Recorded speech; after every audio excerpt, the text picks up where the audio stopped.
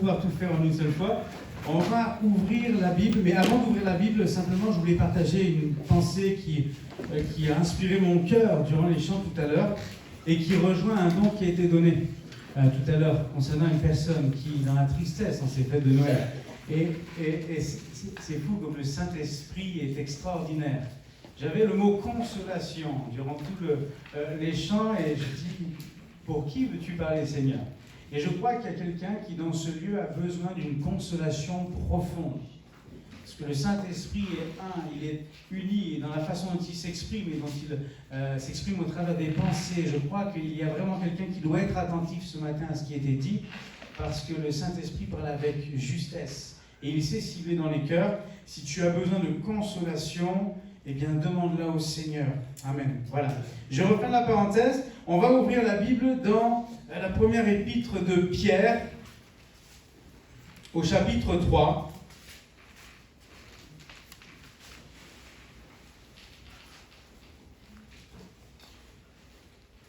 Lecture quelque peu longue ce matin, mais on va lire tout le chapitre. Je vous demande donc d'être attentifs. Première épître de Pierre, chapitre 3, verset 1. Femmes, soyez de même soumises à vos maris, afin que, si quelques-uns n'obéissent point à la parole, ils soient gagnés sans parole par la conduite de leurs femmes, en voyant votre manière de vivre chaste et réservée. Ayez non cette parure extérieure qui consiste dans les cheveux tressés, les ornements d'or ou les habits qu'on revêt. Mais la parure intérieure est cachée dans le cœur, la pureté incorruptible d'un esprit doux et paisible, qui est d'un grand prix devant Dieu. Ainsi se parlaient autrefois les saintes femmes qui espéraient en Dieu, soumises à leur mari comme Sarah, qui obéissait à Abraham et l'appelait son Seigneur. C'est d'elle que vous êtes devenues les filles, en faisant ce qui est bien, sans vous laisser troubler par aucune crainte. Marie, montrez à votre tour de la sagesse dans vos rapports avec vos femmes, comme avec un sexe plus faible. Honorez-les, comme devant aussi hériter, avec vous, de la grâce de la vie. Qu'il en soit ainsi, afin que rien ne vienne faire obstacle à vos prières. Enfin, soyez tous animés des mêmes pensées, des mêmes sentiments, pleins d'amour fraternel, de compassion, d'humilité. Ne rendez point mal pour mal, ou injure pour injure. Bénissez au contraire, car c'est à cela que vous avez été appelés, afin d'hériter la bénédiction. Si quelqu'un en effet veut aimer la vie et voir des jours heureux, qu'il préserve sa langue du mal et ses lèvres des paroles trompeuses, qu'il s'éloigne du mal et fasse le bien, qu'il recherche la paix et la poursuive. Car les yeux du Seigneur sont sur les justes et ses oreilles sont attentives à leurs prières. Mais la face du Seigneur est contre ceux qui font le mal. Au verset 13, « Et qui vous maltraitera si vous êtes zélés pour le bien ? D'ailleurs, quand vous souffririez pour la justice, vous seriez heureux. N'ayez donc aucune crainte et ne soyez pas troublés, mais sanctifiez dans vos cœurs le Seigneur Dieu, étant toujours prêt à vous défendre avec douceur et respect devant quiconque vous demande raison de l'espérance qui est en vous, ayant une bonne conscience, afin que, là même où il vous calomnie, comme si vous étiez des malfaiteurs, ceux qui décrit votre bonne conduite en Jésus-Christ soit couvert de confusion. Car il vaut mieux souffrir, si telle est la volonté de Dieu, en faisant le bien qu'en faisant le mal. Christ aussi a souffert une fois pour les péchés, lui, juste, pour des injustes, afin de nous amener à Dieu, ayant été mis à mort quant à la chair, mais ayant été rendu vivant quant à l'esprit, dans lequel aussi il est allé prêcher aux esprits en prison, qui autrefois avaient été incrédules, lorsque la patience de Dieu se prolongeait au jour de Noé, pendant la construction de l'arche, dans laquelle un petit nombre de personnes, c'est-à-dire 8, furent sauvées à travers l'eau. Cette eau était une figure du baptême, qui n'est pas la purification des souillures du corps, mais l'engagement d'une bonne conscience envers Dieu, et qui maintenant vous sauve vous aussi par la résurrection de Jésus-Christ, qui est à la droite de Dieu, depuis qu'il est allé au ciel et que les anges, les autorités et les puissances lui ont été soumis. Amen. Gloire au Seigneur.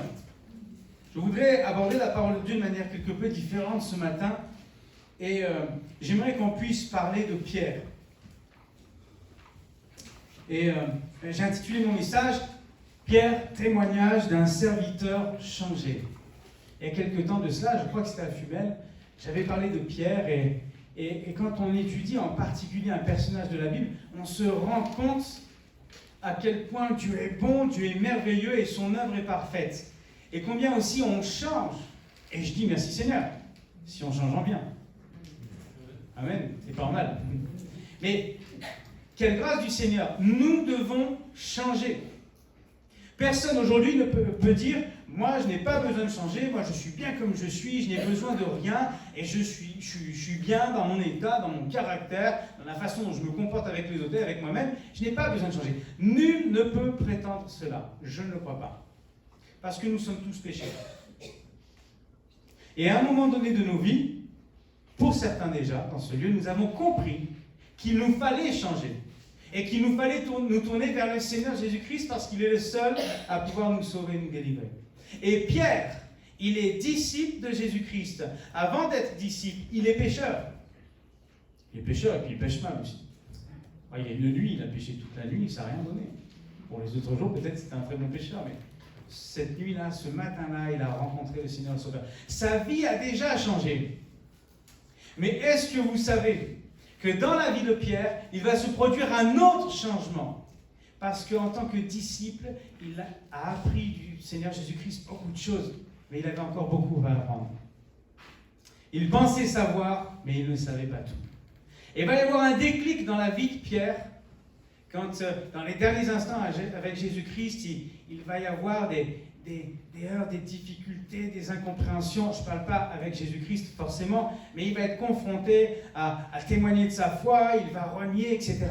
Et il va vivre une période de trouble spirituel terrible, dans le sens que vont être révélés en lui les défauts qu'il avait, et qui jusqu'à présent n'avaient jamais été révélés, en tout cas à ses propres yeux. Il pensait suivre Jésus-Christ, mais il ne le faisait pas encore.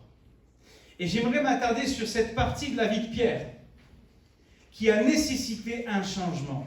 Pas simplement celui quand il a quitté ses filets, les poissons, et qu'il a suivi Jésus-Christ, mais l'autre changement, lorsqu'il est devenu apôtre de Jésus-Christ, et que même son caractère, son comportement a complètement changé. On va le voir dans quelques instants.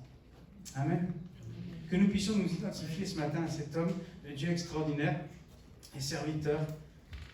Amen. On a lu tout à l'heure, au verset 1, « Femmes, soyez de même soumises à vos maris, afin que si quelques-uns n'obéissent point à la parole, ils soient gagnés sans parole par la conduite. » Et il y a déjà là un indice. C'est Pierre qui écrit une lettre et qui là va donner des enseignements. Peut-être lui-même a-t-il compris des choses qu'il n'avait pas compris auparavant et qu'il va mettre en application. Voyez ? Et il va enseigner, il dira ça, qu'ils soient gagnés sans la parole par la conduite. Si certains hommes, certaines femmes ne veulent pas entendre parler de la parole de Dieu, alors taisez-vous. Mais laissez-les vous observer. Laissez-les vous regarder. Pierre nous rappelle cela, que certains refuseront d'entendre. Même dans les derniers temps, ils voudront entendre des bonnes choses, des choses agréables. Ils se donneront une foule de docteurs. Peu importe. Au-delà du témoignage verbal, un témoignage qui est encore plus fort et qui doit peser dans la balance, c'est celui de votre comportement, c'est celui de ta vie quotidienne. Pas simplement la vie quand tu es à l'église le dimanche. Quand les gens te voient en semaine, quand te voient au travail, te voient à l'extérieur. Des fois, on découvre des choses. On surprend des gens dans un autre endroit. Et, tiens, il n'est pas comme ça au travail. Que ceux qui n'obéissent pas à la parole soient gagnés par notre témoignage. Notre témoignage, il doit être vivant. Amen. Non, parce que ces chrétiens qui vivent dans la joie permanente. Je vais à l'église. Ah non, c'est pas vrai. Non, mais je dis quelque chose de vrai, parce que je l'ai vu. Que notre témoignage soit vivant, soit empreint de joie. Est-ce parce qu'on passe par les épreuves que la promesse du salut a été annulée dans nos cœurs? Jamais de la vie. C'est pas parce que je suis malade que lorsque Jésus reviendra, il ne me prendra pas avec lui. Est-ce qu'on se souvient de ça? Ça, c'est important. Mon témoignage doit être vivant. Doit-on vivre dans la complainte? J'ai pas dit qu'on ne pouvait pas souffrir. J'ai pas dit qu'on n'avait pas le droit de pleurer. Ma question, c'est doit-on vivre dans la complainte? Lorsque, finalement, ma souffrance devient cette habitude de vie. Je me lève, je me plains. Je mange, je me plains. Je me couche, je me plains. Je travaille, je me plains. Je me repose, je me plains. Je bois de l'eau, je me plains. Trop froid, trop chaud. On ne doit pas vivre dans la complainte. Si tu es souffrant, Dieu voit ta souffrance. Tu n'as pas besoin, toi, de te la rappeler à chaque instant. Est-ce que ça va ajouter une coudée à ta vie? Le fait de te soucier en permanence de ce qui pour toi t'oppresse. Rappelle-toi de ce que Jésus a fait pour toi. Rappelle-toi qu'il est ton sauveur. Quelles que soient les épreuves, quelles que soient les difficultés, nous ne devons pas vivre dans la complainte. Nous avons le droit d'être tristes. On le disait avec les jeunes cette semaine à Fumel, il y a un temps pour tout, un temps pour pleurer, un temps pour se réjouir. Dieu a institué les choses de cette manière. On a le droit de pleurer. Mais je ne sais pas si on peut vivre dans la complainte. Notre témoignage est vivant. Qu'est-ce qui doit transparaître au travers de nos vies? Jésus. Vous savez, la parole de Dieu, elle ne représente pas que ce que Dieu a dit. C'est la parole de Dieu, c'est ce qu'il a dit, mais ce n'est pas tout. Jésus n'est-il pas la parole de Dieu incarnée en la chair? Lui, roi des rois, seigneur des seigneurs, il s'est fait tout petit, il est entré sur la terre pour nous sauver, et il a la parole incarnée. C'est Jean chapitre 1, verset 14 qui dit ça. Et si la parole de Dieu, elle transparaît au travers de la vie de Jésus, nous qui voulons vivre comme Jésus-Christ, nous qui voulons vivre avec le Fils en nous, est-ce que la parole de Dieu ne devrait pas transparaître également au travers de nos vies? Quel témoignage donnons-nous? Est-ce que quand les gens du monde vous regardent, ils ont envie de venir à l'église? Je pose des questions difficiles ce matin. Et en même temps très sérieuses. Est-ce que quand les gens te regardent, ils se disent qu'il doit y avoir un sauveur? Notre témoignage doit refléter ce que la vie de Jésus a fait en nous. Elle doit refléter notre désir de vivre de la même manière que Jésus-Christ, d'avoir les mêmes sentiments que Jésus-Christ. Et ça doit transparaître. Au verset 3, au verset 4 de cette première épître de Pierre, au chapitre 3, on a lu tout à l'heure, ayez non cette parure extérieure qui consiste dans les cheveux tressés, les ornements d'or ou les habits qu'on revêt, mais la parure intérieure. Ayez non cette parure extérieure, mais la parure intérieure. C'est dans 1 Samuel 16, verset 6 qu'il est décrit, vous connaissez ce verset peut-être bien. L'Éternel ne considère pas ce que l'homme considère. L'homme regarde à ce qui frappe les yeux, mais l'Éternel regarde au cœur. Amen. Et ici, Pierre parle d'une apparence extérieure et d'une vie intérieure. Et il les met en opposition. Parce que est-ce que ces deux-là, finalement, se rejoignent ou pas? L'extérieur, c'est ce qui frappe les yeux des hommes. On fait même des concours aujourd'hui pour élire les beautés extérieures. Mais qu'en est-il de l'intérieur? L'homme est vraiment concentré sur ce qui attache son œil. Dieu, lui, va regarder à l'intérieur. Il va regarder le cœur. Et il souligne cette différence et il dira plus loin quand il parle de chair et d'esprit. Cette remarque sur l'aspect physique, sur l'aspect extérieur et sur la vie intérieure, c'est cette opposition entre la chair et l'esprit. La vie de la chair et la vie de l'esprit. La vie de l'esprit, elle est interne, elle est intérieure, même si elle s'exprime, elle est intérieure.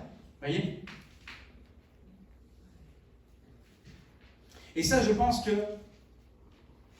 Pierre a beaucoup réfléchi. Quand il a eu des victoires, quand il a eu des défaites, il s'est peut-être remis en question et réfléchi à certaines choses. Je me dis que peut-être dans l'épisode où Pierre a renié Jésus-Christ, il a changé. Il a pris conscience de quelque chose. Depuis le début, il disait à Jésus-Christ, « J'irai où tu iras, j'irai partout, je te suivrai, je te défendrai, je t'aime Jésus. Jamais je ne te laisserai seul. » Et Jésus lui dira, « Tu me renieras 3 fois. » Même Pierre, quand Jésus lui dit ça, refuse de l'entendre. Il l'a entendu, mais il refuse de le comprendre. Parce qu'il n'a pas conscience de quelle est sa véritable nature intérieure. Ça ne veut pas dire que quand il dit qu'il aime Jésus, il ment. Je pense qu'il aime Jésus. Mais il n'est pas entré dans cette dimension d'amour jusqu'au bout. Et là, Jésus va révéler souvent le petit détail qui, sur une toile là, qui fait tache. C'est comme avec l'homme riche. Il a tout fait parfaitement, il a suivi les commandements. Jésus, tout. Il y a un petit point noir dans ta vie là. Regarde à l'intérieur de ton cœur. Ton attachement à l'argent et aux richesses. On ne peut pas tromper Dieu. Jésus connaît tout.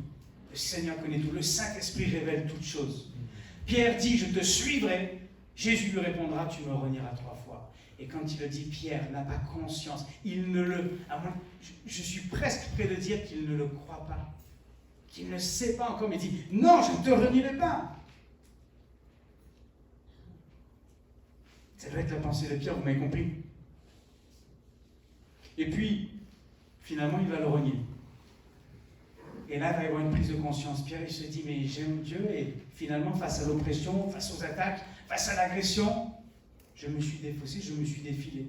Ce que je donnais en apparence de mon amour de Jésus-Christ, finalement, n'est pas ressorti véritablement dans ma vraie nature. Et là, il a pris conscience. Jésus, plus tard, va lui dire à 3 reprises, Pierre, m'aimes-tu ? Et là encore, Pierre va réfléchir. Il va réfléchir et peut-être que dans cette épître, c'est pour ça qu'il va rappeler la différence entre la chair et l'esprit, entre l'apparence extérieure et la vie intérieure. Parce qu'il s'est rendu compte que lui-même n'était pas en cohérence dans ce qu'il disait, dans ce qu'il faisait.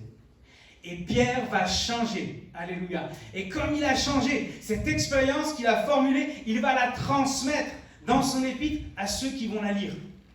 Et il va leur dire, ne vous attachez pas à la parure extérieure, mais à la parure intérieure.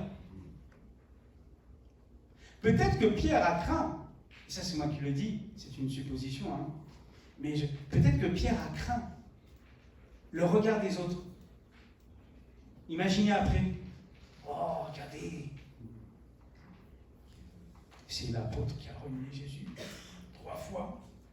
Parce que les gens autour, ils n'ont vu que ça. Transformation intérieure, ils ne la voient pas. Parce que les hommes regardent toujours l'apparence.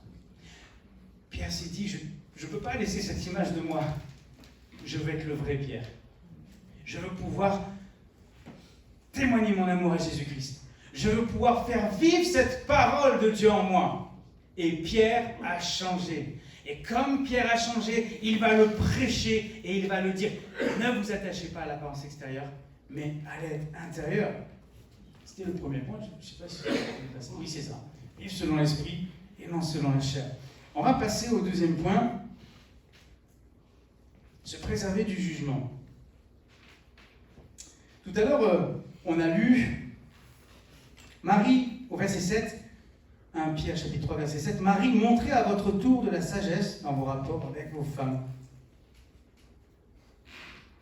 Vous voyez, Pierre rappelle quelque chose qui certainement est encore d'actualité, en tout cas dans certains contextes, les différences qui sont faites entre hommes et femmes, ici, dans ce texte, qui étaient grandes à l'époque, qui parfois le sont peut-être encore grandes aujourd'hui. Il va rappeler ça, et il faut se souvenir que dans la Bible, il est écrit, dans l'Épître aux Galates, chapitre 3, verset 28, « Il n'y a plus ni juif, ni grec, il n'y a plus ni esclave, ni libre, il n'y a plus ni homme, ni femme, car tous vous êtes un en Jésus-Christ. » Amen. C'est pas bon de faire des distinctions. Jésus n'en faisait pas. Il n'aimait pas faire cette distinction, sauf pour pointer du doigt ce qui appartenait à l'ennemi. Voyez ? Mais concernant les hommes, il ne faisait pas de distinction. Parce que si nous faisons des distinctions, alors qui sommes-nous? Sommes-nous les juges? Pensez à ces passages de la Bible. Le riche et le pauvre. Tiens, toi qui es riche, viens et assieds-toi à cette place d'honneur. Hop, et pour lui monter, lui mettre une marche en plus, qu'on le voit bien.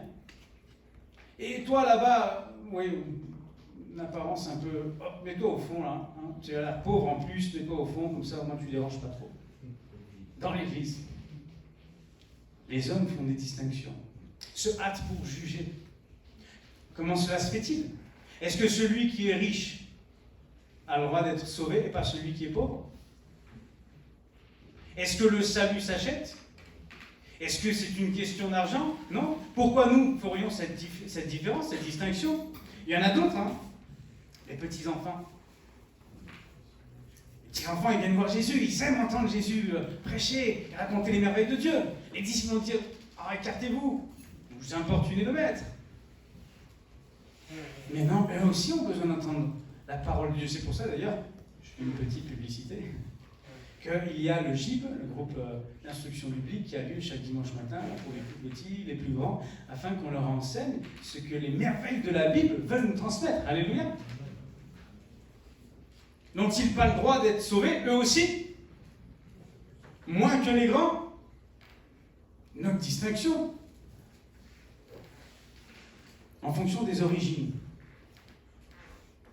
La femme cananéenne, celle qui dira, en s'adressant à Jésus, oui, mais maître, les petits chiens se rassasient des miettes qui tombent de la table de leur maître. Voyez? Différence d'origine, raciale. Et Jésus la bénira. Il y a aussi les Samaritains, souvent en guerre avec les peuples juifs. Ceci dit, il nous donne une bonne leçon. Quand avec le bon Samaritain, tout le monde passe devant, pourtant ce sont des frères. Hein. Et celui qui est étranger, il va s'arrêter et il va soigner celui qui a été battu et laissé à demi-mort. Il y a tant de passages dans la Bible qui évoquent ces distinctions que font les hommes. Nous n'avons pas à les faire. Est-ce que vous croyez que le péché fait une distinction, lui? Non. Quelle que soit la couleur de peau, quelles que soient les études qu'on ait faites, quel que soit le lieu d'où on vient ou le pays dans lequel on se trouve, celui qui est pécheur est condamné par son péché. Si tu as péché, tu es condamné. Tu es condamné à la mort éternelle. Il n'y a pas de distinction là. Mais gloire à Dieu, parce qu'avec Jésus-Christ, la grâce ne fait pas de distinction, puisqu'elle permet à ceux qui se repentent, seule condition, ceux qui se repentent et qui choisissent de suivre le Sauveur et le Seigneur, vient d'être sauvés à nouveau, quelle que soit la couleur de peau, quel que soit l'âge, quelles que soient les origines, quel que soit le bagage intellectuel. Merci Seigneur. La Bible apporte un message de vérité pour tous et toutes. Et quand Pierre va parler des femmes premièrement, des maris, des époux, des hommes en second, il rappelle cela. C'est au verset 1, au verset 7, au verset 8. Enfin, soyez tous animés des mêmes pensées. Pierre, il a bien établi sa prédication là. Il commence à s'adresser aux femmes, puis aux hommes, puis à tout le monde. Le message de Dieu, la parole de Dieu est pour chacun, même ceux qui le refusent, celles et ceux qui le refusent. Personne ne pourra dire qu'il n'a pas eu accès à la parole de Dieu ou qu'il n'avait pas la possibilité d'être sauvé. Parce que si Jésus a donné sa vie, c'est pour tous et toutes, sans distinction. Quand Pierre rappelle aux maris d'avoir de la sagesse avec leurs épouses, il terminera verset 7 avec « qu'il en soit ainsi afin que rien ne vienne faire obstacle à vos prières. » Vous savez, des fois on dit « Seigneur, je prie, mais tu ne m'entends pas. » Peut-être qu'il faudrait faire une révision, c'est comme la voiture.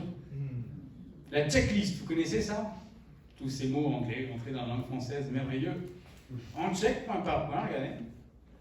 À un moment donné, peut-être qu'il y a quelque chose qui cloche. Si Pierre parle de ça, c'est qu'il y a des attitudes, c'est qu'il y a des comportements, et c'est qu'il y a des pensées qui peuvent faire obstacle aux prières.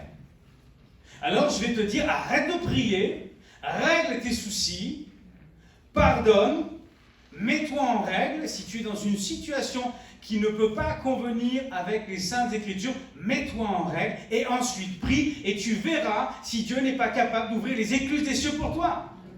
Amen. Afin que rien ne vienne faire obstacle à vos prières. Jacques, un ami de Pierre, dira, au chapitre 5 et au verset 16, la prière fervente du juste a une grande efficace. Voyez combien ce verset complète ce que Pierre dit. Pierre soulève les obstacles qui peuvent se présenter quand on prie, et Jacques dira, mais pour que la prière soit efficace, eh bien c'est celle des justes. Et nous avons été justifiés par le sang de Jésus, mais encore cela, il faut l'accepter. Voyez ? Ça, c'est très important. Alors voilà, j'en suis que la moitié, je ne vais pas pouvoir poursuivre plus longtemps, mais dans ce premier aspect de la vie de Pierre, je vais m'arrêter là, et je voulais simplement soulever ça, ces quelques points. Et il y a encore beaucoup de choses à dire, nous le verrons une prochaine fois. Pierre est un homme qui a changé, qui pensait avoir changé, qui pensait peut-être avoir tout compris. Il est comme ça, il est tempétueux, vous voyez. Il vit des choses extraordinaires, il va marcher sur les eaux avec Jésus. C'est Pierre, oui, c'est lui. Et puis en même temps, de temps en temps, il va se fâcher. Non, Seigneur, ça ne t'arrivera pas. Hop, je coupe l'oreille du soldat qui arrive. Il a une fougue extraordinaire. Il a peut-être du mal à canaliser aussi. Jésus, dans son calme et dans sa paix, va lui rappeler, Pierre, voilà ce que je veux de toi. Voilà ce que j'attends de toi. Voilà où tu en es réellement. Tu as ton être extérieur, mais moi je vois ton être intérieur. Tu m'aimes et tu le dis bien, mais aujourd'hui je veux que tu le pratiques. Et il a été confronté à sa propre parole, qui n'a pas pu tenir. Mais il y a un déclic et Pierre va changer. Nous aussi, nous devons changer. Toi aussi, tu dois changer. Tu dois changer parce que c'est le seul moyen que tu puisses plaire au Seigneur. C'est le seul moyen que tu puisses voir tes prières exaucées.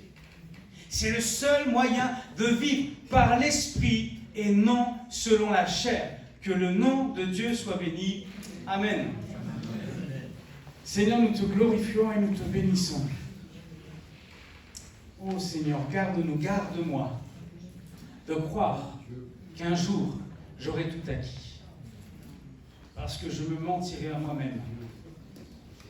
Et comme pour Pierre, peut-être tu as révélé qu'à un moment donné, il n'avait pas une pleine conscience de ce qu'il était et de ce qu'il pensait. Il avait peut-être même un regard extérieur sur sa propre vie comme les hommes qui l'entouraient. Mais il a fallu qu'il rentre en lui-même pour comprendre. Seigneur, aide-nous à changer. Pas simplement le jour où nous nous sommes fait baptiser, où nous allons nous faire baptiser. Mais aide-nous à changer à chaque moment où tu diras, là, je t'attends dans ce chemin. Là, je t'attends devant cette porte. Là, je veux que tu te rendes. Là, je veux que tu te tiennes à genoux. Aide-nous à obéir. Aide-nous à être transformés.